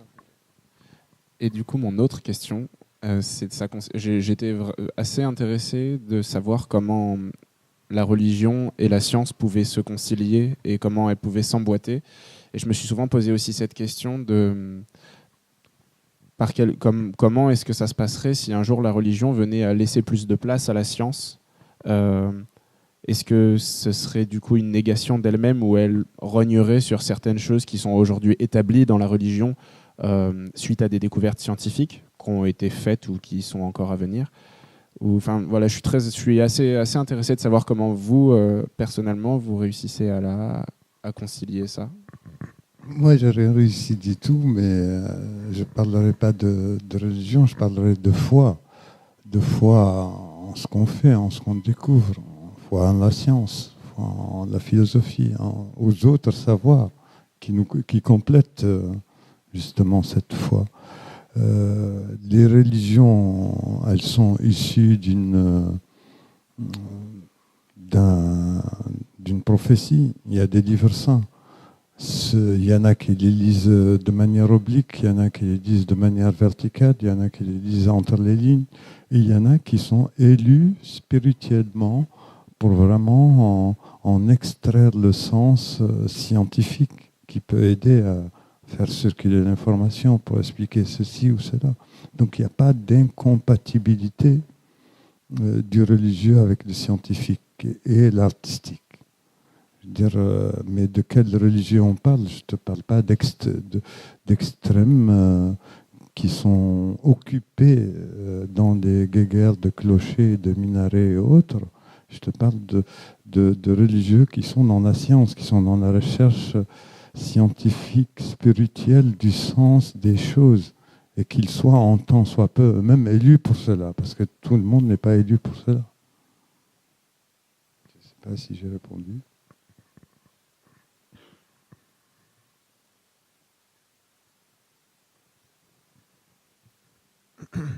Bonsoir. Moi, je voulais rebondir un peu sur votre définition un peu de la réalité que vous aviez donnée au début, ou en tout cas du réel, comme la réunion de tout ce que l'on observe. Et je demandais de savoir ce que vous pensiez de... Comment dire? Est-ce que ce ne serait pas un peu réducteur, dans le sens où, imaginons qu'on ait une théorie qui prédise l'existence, du coup, selon comment on le définit. En tout cas, une théorie dans laquelle certains objets existent, mais qu'on ne puisse pas observer. Je rebondis par exemple pour la mécanique quantique, quand vous disiez que la mécanique quantique a le don d'ubiquité. Mais finalement, ce qu'on observe, on ne voit jamais une particule à deux endroits en même temps. C'est que l'outil mathématique nous dit qu'elle doit être quelque part à plusieurs endroits en même temps, et que donc la fonction d'onde pour les termes techniques, mais on a une réduction du paquet d'ondes, et donc ce qu'on observe en pratique, c'est que la particule est bien à un endroit donné quand on l'observe. Donc quel sens donner à ça, dans le sens où est-ce que c'est pas réduire le pouvoir des théories physiques ou même de l'imaginaire que de réduire le réel à ce qui ne peut être qu'observé? Oui, mais alors je suis un peu perplexe parce qu'il me semble avoir dit le contraire de ça. Il me semble avoir dit justement que la personne qui est au fond avait suggéré ça, et j'avais dit oui, bien sûr, c'est un premier pas intéressant, mais il ne faut surtout pas s'arrêter là. Il me semble que c'était ma réponse. De dire précisément le réel, je crois que c'est quelque chose de tellement riche qu'on ne peut surtout pas s'arrêter à toutes les observations. Après, il y a aussi toutes les réalités scientifiques palpables, tangibles, qui dépassent l'observation. Et je disais même, tu te souviens que, à mon sens, il y a encore d'autres strates, et précisément que la science n'appréhende pas la totalité du réel. Peut-être, d'ailleurs, c'est à la fois, je pense, un point de convergence et peut-être un tout petit peu de divergence avec mon voisin, parce que moi, je suis pas convaincu par la possibilité d'un enrichissement réel entre la pensée scientifique et la pensée religieuse. Moi, j'ai un respect extrêmement profond de la pensée religieuse.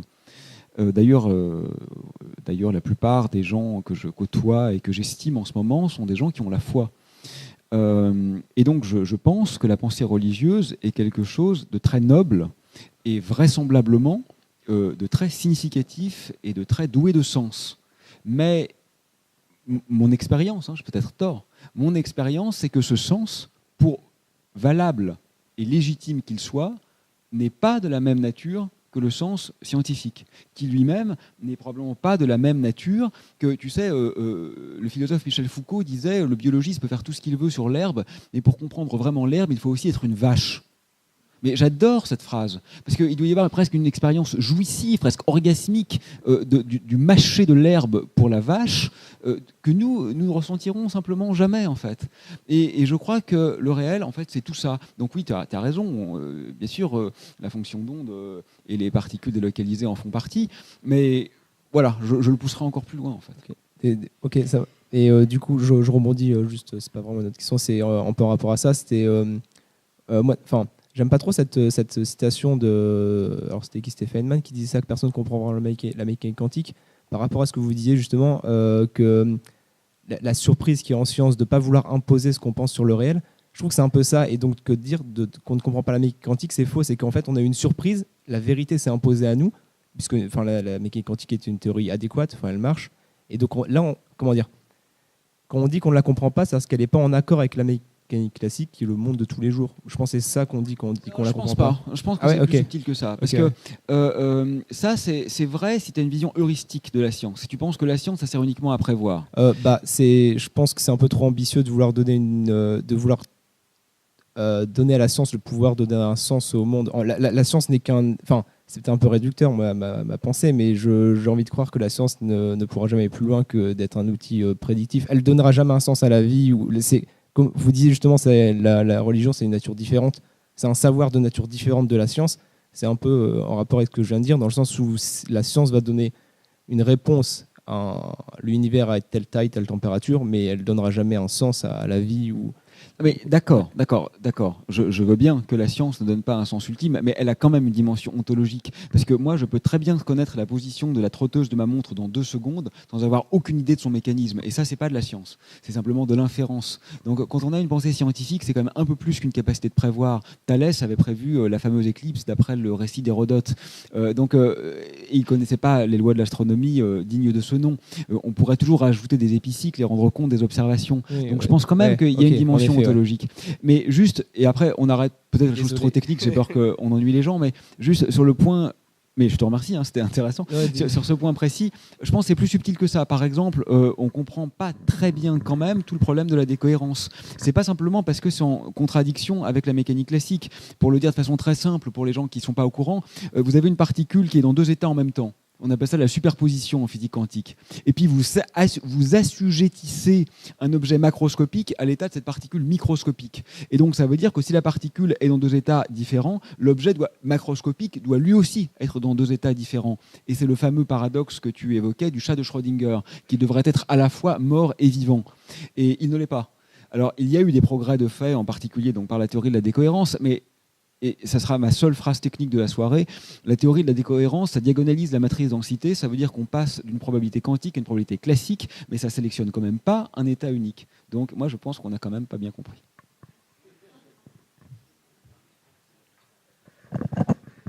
Bonsoir. Alors c'est une question pour Maël et Aurélien.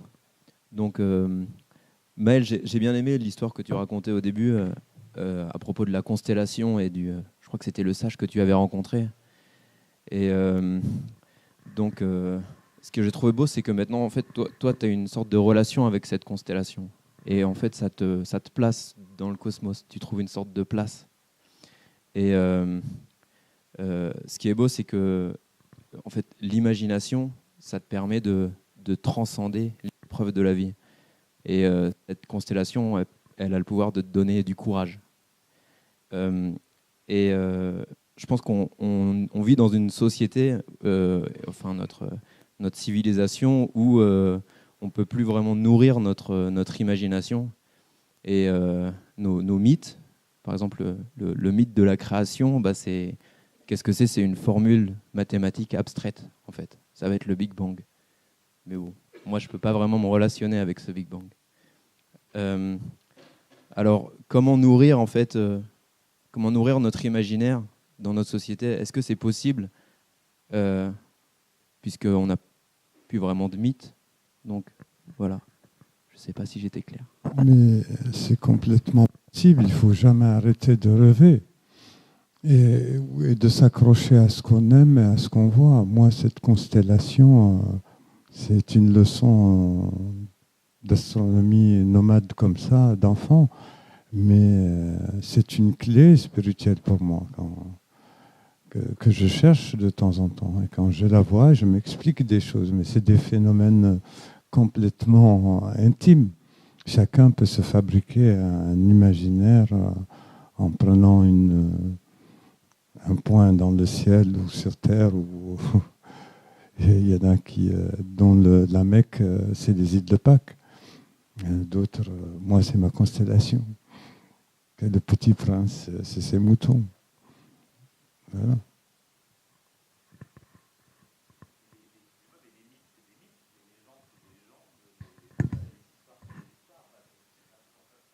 Mais quand tu dis que les mythes sont des mythes, jusque-là, on est d'accord. Mais en même temps, bien sûr, la science d'aujourd'hui sera peut-être le mythe de demain, n'est-ce pas ? C'est-à-dire que le mythe n'est jamais vécu comme un mythe lorsqu'il fonctionne en tant que mythe. Tu sais, c'est ce que disait Paul Veyne dans son livre « Les Grecs croyaient-ils à leur mythe ?» Et finalement, la question n'a pas de sens, parce que quand le mythe est vécu, c'est précisément qu'il a un rôle de cohésion sociale et qu'il a une fonction communielle dans laquelle se retrouvent tous ceux qui participent à cette pensée mythique.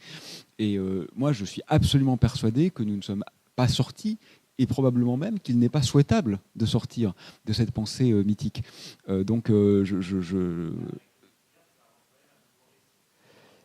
Voilà, nous inventons des récits et enfin moi j'ai rien quasiment à ajouter. Je sais pas pourquoi j'ai pris le micro en fait. Je crois que j'ai pris le micro pour vous dire que je voulais pas le prendre et que la réaction de Maël était parfaite. Oui, mais moi enfin en fait ma plus grande peur en tant qu'astrophysicien serait de ne plus pouvoir éprouver ce genre de choses avec les étoiles. Si je ne pouvais plus avoir un rapport magique ou poétique avec les étoiles parce que j'ai un petit embryon de savoir sur les processus nucléaires qui ont lieu dedans, j'aurais vraiment perdu quelque chose. Mais jusqu'à maintenant, je tiens bon.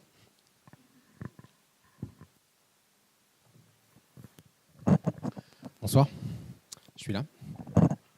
Merci Aurélien de nous avoir fait découvrir ou redécouvrir que la science n'a pas réponse à tout, qu'il y a un certain nombre de questions qui ne sont pas, et loin de là, j'allais dire, qui restent sans réponse. J'avais 3 petites questions. La première sur l'univers en expansion. un peu comme un bateau sur la mer. Alors, en expansion, pour moi, j'arrive pas à me représenter dans quoi. Est-ce qu'on sait dans quoi cet univers s'étend? Alors, si je réponds oui, ça va sonner arrogant, mais j'ai quand même envie de répondre oui, dans rien. C'est-à-dire que c'est très important qu'il s'étende dans rien, parce que s'il s'étendait dans quelque chose, ce quelque chose ferait lui aussi partie de l'univers. Ah oui, je vais répondre vite, parce qu'il y a 3 questions.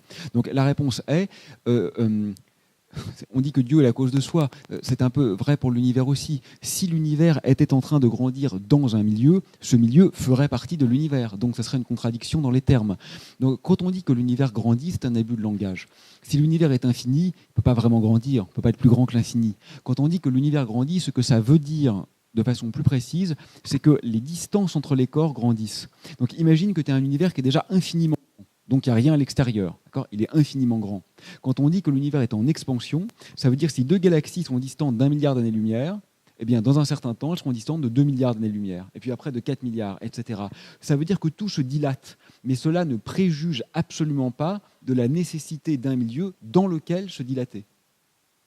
Donc il ne faut surtout pas imaginer l'univers comme étant contenu dans quelque chose. Ce n'est pas le cas.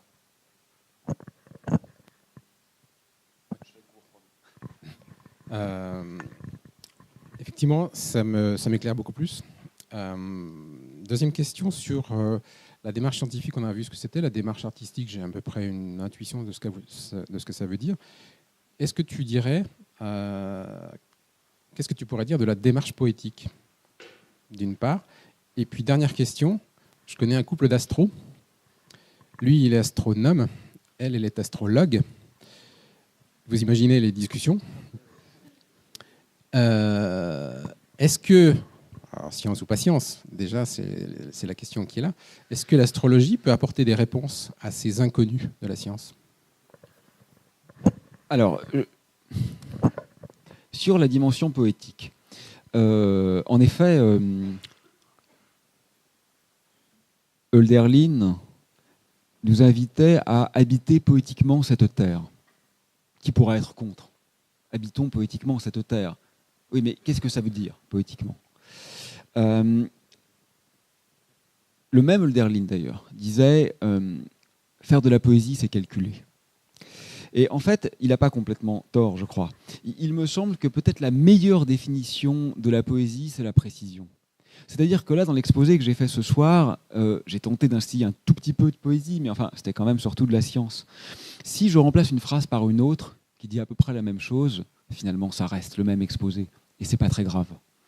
Dans un poème, si vous enlevez une virgule, c'est plus le même poème. Tout s'effondre. Aucun mot ne peut être remplacé par un autre. C'est une précision absolument extrême. Donc je dirais que quand on parle de licence poétique parfois, pour dire c'est un peu flou, c'est une licence poétique, c'est un non-sens absolu. La poésie, c'est le contraire du flou. C'est le contraire d'une posture un peu esthétisante, cucu. Une belle fleur qui flotte sur l'eau, ça peut être poétique, mais ça ne l'est pas nécessairement, simplement parce que c'est quelque peu mièvre. Je crois que la poésie, au contraire, c'est une précision presque chirurgicale d'une langue qui est taillée au scalpel. Et moi, je dirais que, pour moi, mais c'est personnel, et mon ami aura sans doute une autre réponse, vivre poétiquement, ça veut dire se donner une extrême cohérence locale, parce qu'en effet, le poème doit tenir, mais s'autoriser finalement une grande incohérence globale. Parce que qu'y a-t-il de commun entre Villon et Rimbaud? Rien, si ce n'est la précision. Et donc, se donner un peu de marge, un peu de jeu, un peu de flou à l'échelle globale, pour le dire simplement, n'avoir pas peur d'être schizophrène. En revanche, bien sûr, à l'échelle locale, qu'il s'agisse d'une œuvre picturale, qu'il s'agisse d'une équation, ou qu'il s'agisse d'une relation amoureuse, là, je crois qu'en effet, la cohérence est très importante. Et pour le troisième point, je n'ai pas grand-chose à dire. Astronomie et astrologie ont pendant longtemps fait communauté de destin, puis se sont séparés. J'ai pas beaucoup de sympathie pour l'astrologie, en fait, parce que je trouve que l'astrologie, quand elle était encore poétique, quand elle était encore mystique, faisait quelque chose. Je ne sais pas bien quoi, mais qui avait peut-être à voir avec l'alchimie, par exemple. Bon, l'astrologie telle qu'on la voit aujourd'hui dans les cabinets de voyance ou dans les journaux, je je pense que c'est une imposture. Donc je n'ai pas de bienveillance pour cette démarche. Bonsoir. Très bien. Merci en tout cas à tous les deux pour ce colloque, c'est passionnant.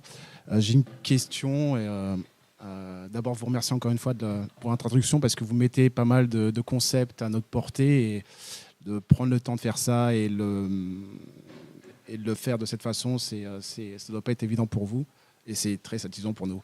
Bref, je voudrais sous votre tête, votre ministère, essayer de réduire la distance qu'il y a entre hommes et les étoiles. Merci. C'est mieux comme ça ? Bon, d'accord. Vous aviez évoqué que la semaine dernière, vous aviez parlé d'un problème récurrent entre la nature de l'homme et son péril, qu'à travers sa propre existence, il amène son péril. C'est un point qui a été évoqué depuis les années 70. On peut penser déjà au secrétaire d'État Marie Fargue qui a écrit des livres sur ce point. Plus proche de nous et pour faire dans l'actualité, Elon Musk, qui est le propriétaire de Tesla, a dit que, postule, à tort ou à raison, que le plus grand péril de l'homme pourrait être l'intelligence artificielle. Connaissant encore une fois cette nature intrinsèque de l'homme, est-ce que la fait de maîtriser les ondes gravitationnelles pourrait être un moyen de survivre à l'homme, pour l'homme, c'est-à-dire en colonisant les étoiles? Alors, est-ce que ma question... Oui, non, mais j'étais en train de me demander si j'essayais de rester politiquement correct ou si je me lâchais pour la fin de soirée. Pas du tout. Bon, je vais me lâcher. La seule façon de survivre, c'est d'être moins con, quoi. C'est-à-dire qu'on n'a qu'une planète à disposition et en quelques décennies, on l'a salopée de façon irrémédiable. C'est quand même... on parle, à propos des atrocités de la Seconde Guerre mondiale et d'autres d'ailleurs, pas seulement celle-là, de crimes contre l'humanité. C'est un terme lourd, un terme fort. Moi, je crois que là, on est en train de commettre un crime contre l'avenir. C'est quelque chose d'aussi lourd. C'est quelque chose d'incroyable, en fait. On se fascine tous pour la vie extraterrestre, et moi le premier, j'ai aucun dédain pour ce genre d'études. Mais enfin, c'est bien de se demander s'il y a de la vie extraterrestre. Mais qui a commencé à regarder ce qui se passait dans un pré? Et tu avais raison quand tu disais qu'il ne faut pas seulement regarder les oiseaux voler, il faut aussi regarder au niveau du sol. Mais ils sont là, les aliens. Il y a des choses d'une complexité, d'une beauté absolument sidérante autour de nous, et nous les aurons détruits avant même de commencer à avoir l'idée de les regarder. Donc moi je pense que la déclaration du président de Tesla est complètement débile, que le seul danger majeur de l'humanité, c'est que... c'est que nous sommes en train de détruire notre espace de vie et nous n'engageons pas que nous partageons cette planète avec 9 millions d'espèces, mais bientôt beaucoup moins. Nous tuons d'ailleurs chaque année environ 1000 milliards d'animaux, dans l'indifférence la plus totale. Donc là, il y a aussi des choses à penser. Et la seule manière de s'en sortir, c'est pas d'inventer des technologies délirantes avec des voitures très en vogue en Californie, c'est d'arrêter de tout foutre en l'air.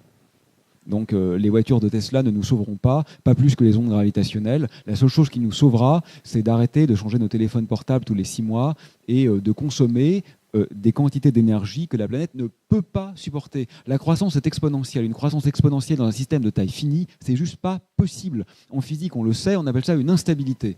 Nous sommes rentrés dans un régime d'instabilité. Un régime d'instabilité, ce qu'il caractérise, c'est que très rapidement, il crache. Donc il n'y a aucun doute possible. On va au crash et on continue. Mais c'était pas contre toi, bien sûr. Mon emportement est pas à ton encontre. Ta question est très raisonnable. Merci d'y avoir répondu. Le fin de la question, c'était, puisqu'on ne peut pas changer la nature humaine, est-ce qu'on a un espoir de pouvoir, à travers d'autres technologies... Moi, je pense, et peut-être mon collègue sera d'accord, que l'espoir, c'est la sagesse, ce n'est pas la technologie.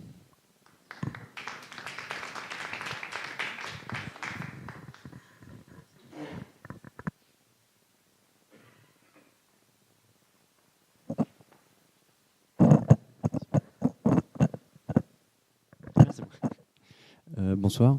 Merci déjà aux grands voisins de nous accueillir tous autant qu'on est dans le cadre de l'Université populaire. Ça fait toujours plaisir de venir.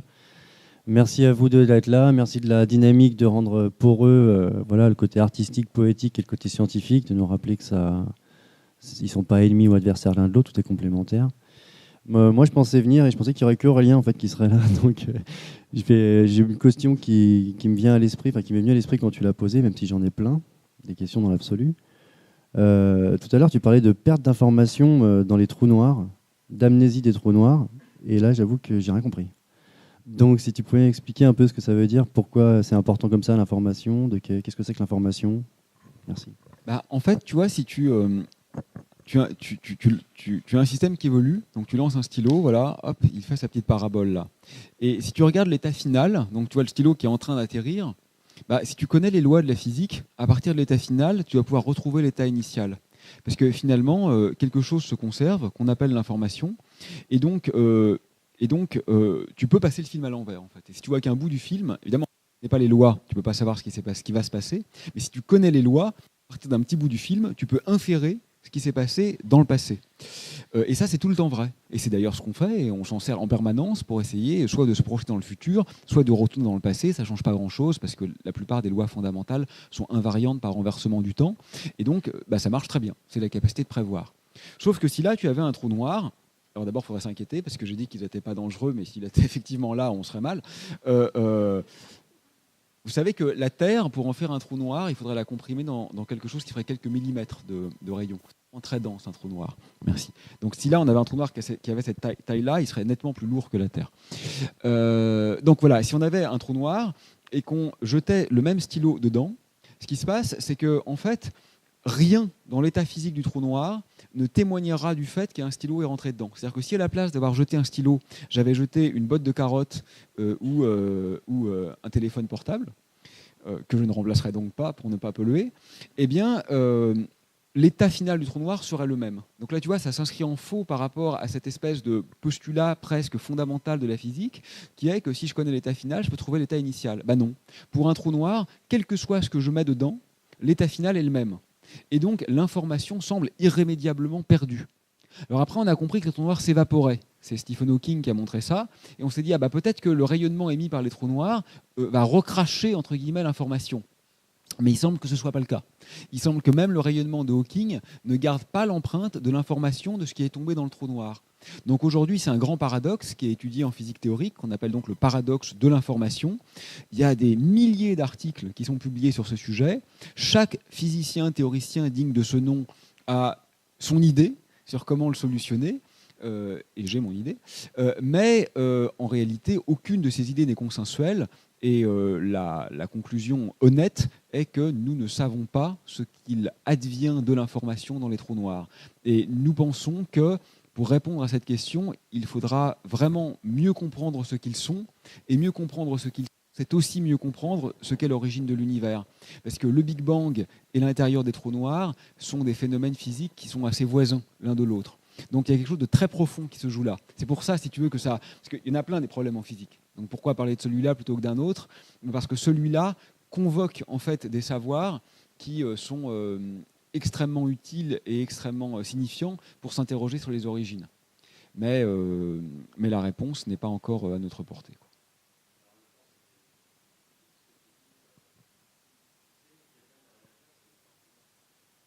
Oui. Oui, mais c'est bien le problème. C'est que peut-être, alors comme il n'a pas le micro, je dis pour l'enregistrement, ce que tu dis, c'est que ça paraît contradictoire parce que on connaît la taille qu'aurait le trou noir dans lequel s'effondrerait la Terre, donc il y a bien une information. Oui, certes, mais c'est bien le problème. Il y a une information qui est la masse. Pour être tout à fait exact, il y a 3 informations dans un trou noir, qui est la masse, la charge électrique et le moment angulaire. Mais 3 informations, alors que la Terre, elle est faite de milliards, de milliards, de milliards, de milliards d'atomes.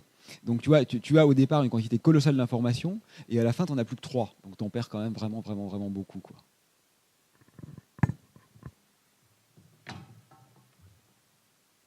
Ouais, bonsoir. Je me joins à tous ceux qui m'ont précédé pour vous remercier d'être ici. Puis pour tout ce que vous nous avez raconté déjà. J'ai 2 petites questions. La première, elle est plutôt pour vous deux en fait. Vous avez parlé de la décolonisation intellectuelle, enfin, s'il y a encore une décolonisation. C'est surtout pour savoir est-ce que la science occidentale, pour peu que ce terme veuille dire quelque chose, les autres cultures peuvent lui apporter quelque chose. Est-ce qu'il y a, dans la démarche scientifique, on peut y intégrer d'autres approches, ou est-ce que déjà la notion même de science et de démarche scientifique, elle transcende toutes les cultures?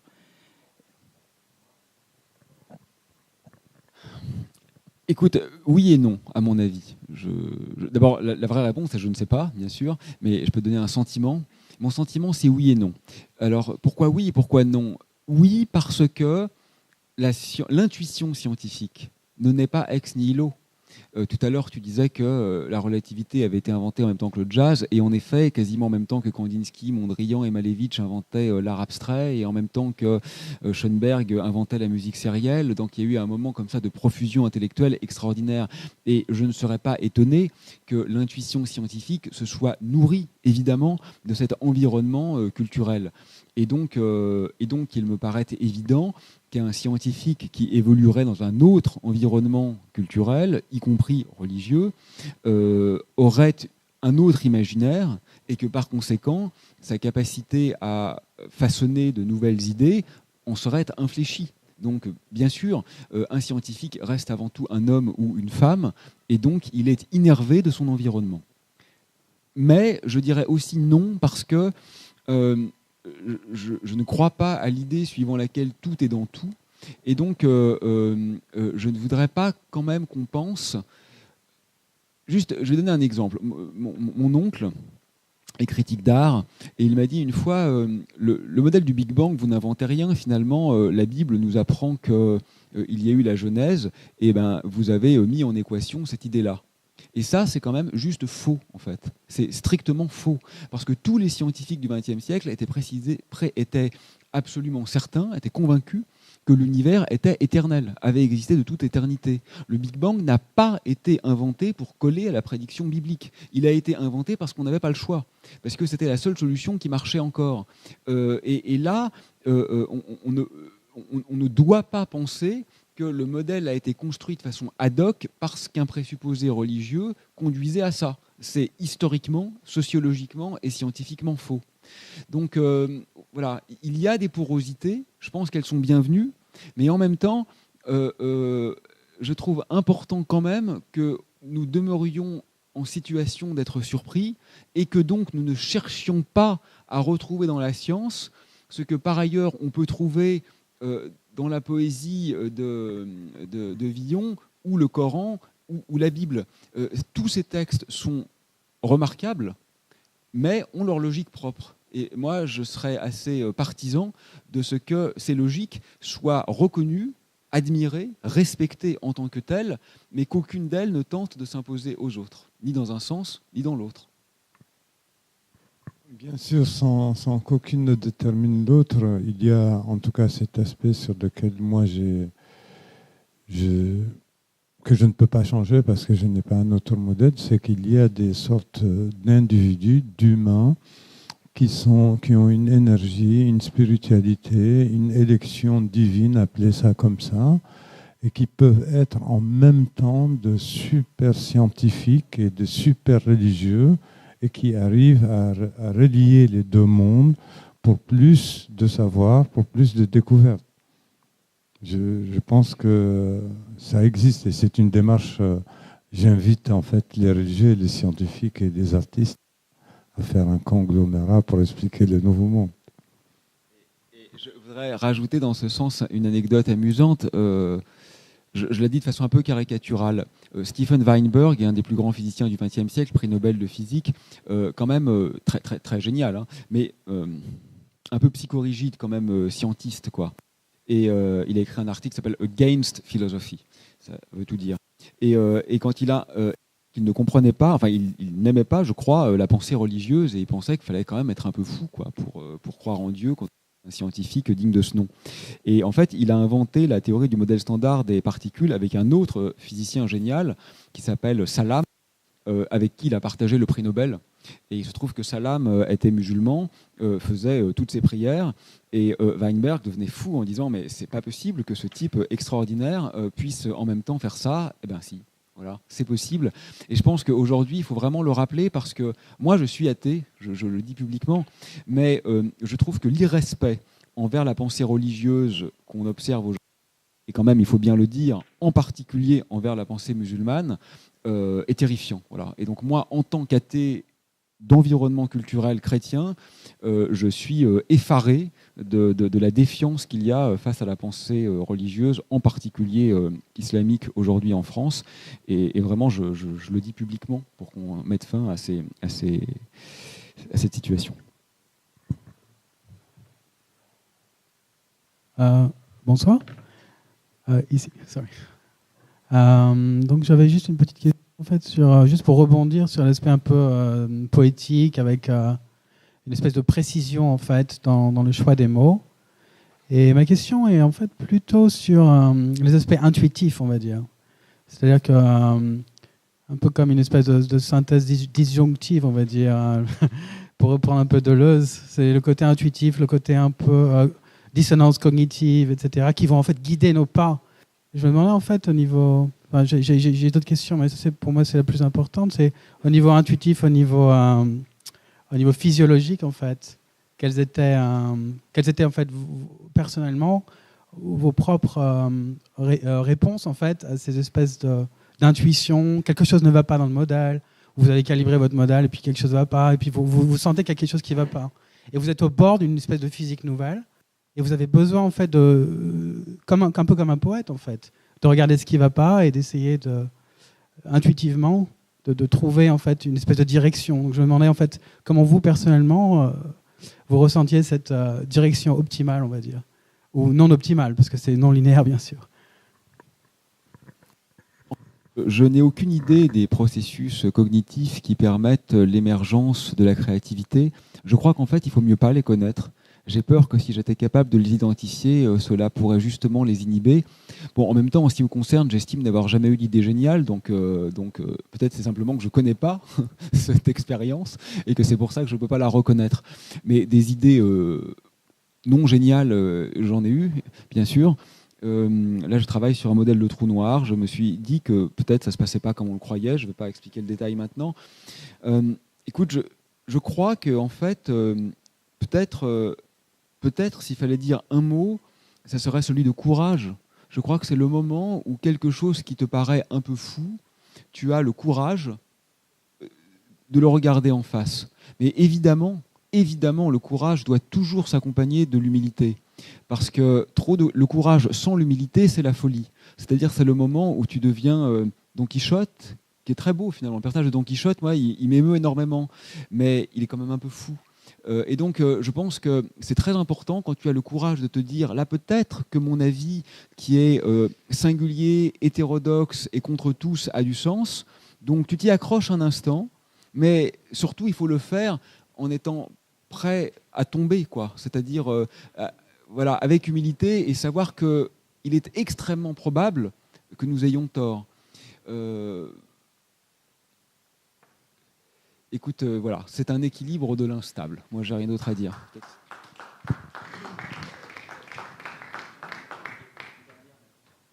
L'intuition, ça fait partie, je reviens encore à la foi, mais on ne la calcule pas, on ne se l'explique pas. On peut la subir et on peut, je veux dire, la développer en sorte de joie, de bonheur, d'esthétique.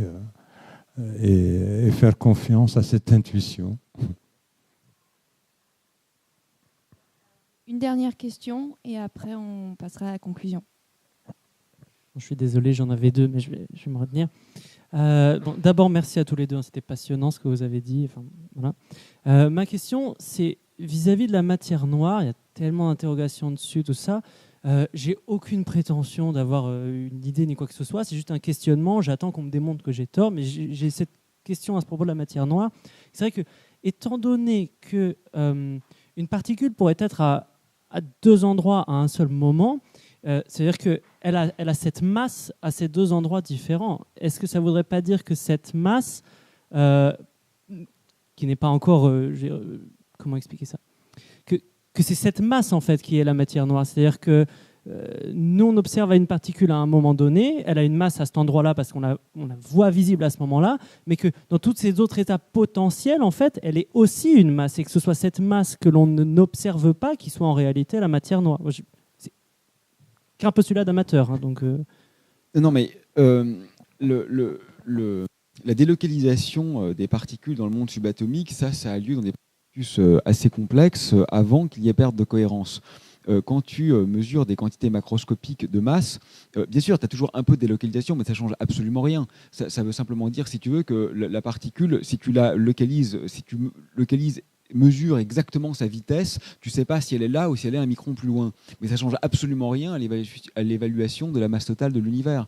Donc le fait que la masse des étoiles ne suffise pas du tout à expliquer la masse totale des galaxies, par exemple, que l'on mesure à partir des courbes de rotation, ne change strictement rien si on tient compte de l'infime délocalisation quantique, parce que c'est une mesure globale, si tu veux, qui a trait au processus gravitationnel et qui est absolument pas sensible aux détails infinitésimaux de la localisation, mais qui n'est pas vrai que pour la matière noire, qui est vrai aussi pour la matière non noire.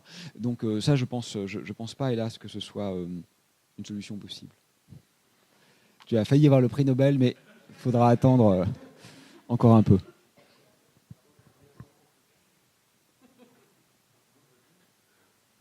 Conclusion. Bon, j'ai commencé avec Jean Genet, c'est ça, alors je vais finir avec Jean Genet. Voilà. Le ciel peut s'éveiller, les étoiles fleurir, ni les fleurs soupirer et des prés l'herbe noire, accueillir au la rosée, où le matin va boire. Le clocher peut sonner, moi seul, je vais mourir.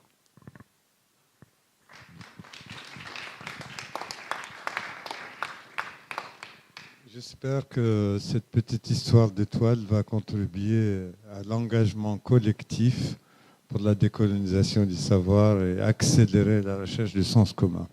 Je vous remercie.